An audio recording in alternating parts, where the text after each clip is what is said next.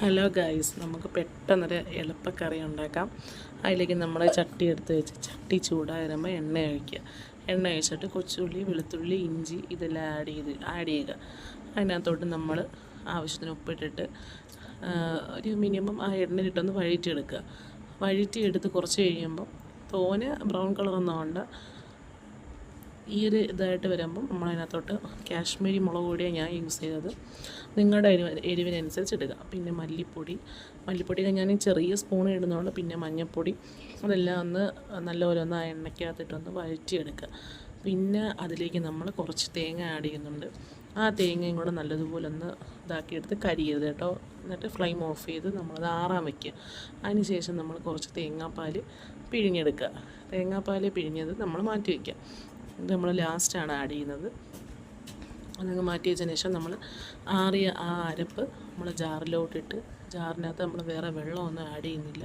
നല്ല പുളിവെള്ളത്തിൽ നേരത്തെ ഇട്ട് വയ്ക്കുക. ആ വെള്ളമാണ് ഞാൻ പിഴിഞ്ഞൊഴിക്കുന്നത്.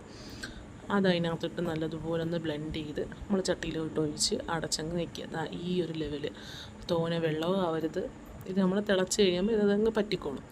പിന്നെ ഇതിനകത്തോട്ട് നമ്മൾ കുറച്ച് ഉപ്പിടുക. നേരത്തെ ഉള്ളി വഴറ്റാൻ നേരമാണ് നമ്മൾ ഉപ്പിട്ടത്. ഇനി കറിക്ക് ആവശ്യമായിട്ടുള്ള ഉപ്പിടുക. ഉപ്പ് നിങ്ങളുടെ ആവശ്യത്തിനനുസരിച്ച് ഇടുക. അതിന് ശേഷം നമ്മളിതിലേക്ക് കറിവേപ്പില ആഡ് ചെയ്യുന്നുണ്ട്. പിന്നെ തക്കാളി ഒരു തക്കാളിയാണ് ഞാൻ ഇട്ടിട്ടുള്ളത്. തക്കാളി ഇടുക. തക്കാളിയൊക്കെ ഇട്ട് നല്ലതുപോലെ കറി ഇതുപോലെ നല്ല തിളച്ച് വരുമ്പം അടച്ചങ്ങ് വയ്ക്കുക. അടച്ച് വെച്ച് കുറച്ച് കഴിയുമ്പം നമ്മൾ അതിനകത്തോട്ട് എനിക്ക് കിട്ടിയത് ചെറിയ മത്തിയാണ്. ആ മത്തി നമ്മൾ കറിയിലോട്ട് ആഡ് ചെയ്യുക.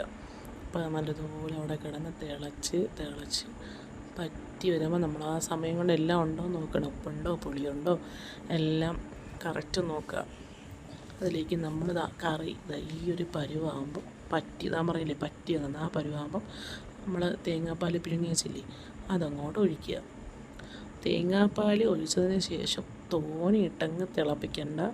നമ്മൾ സിമ്മ് കൂട്ടി വെച്ച് ഒരു തിളപ്പ് വരുമ്പോൾ നമ്മളങ്ങ് ഓഫ് ചെയ്ത് അടച്ചങ്ങ് വെച്ചാൽ മതി. കറക്റ്റ്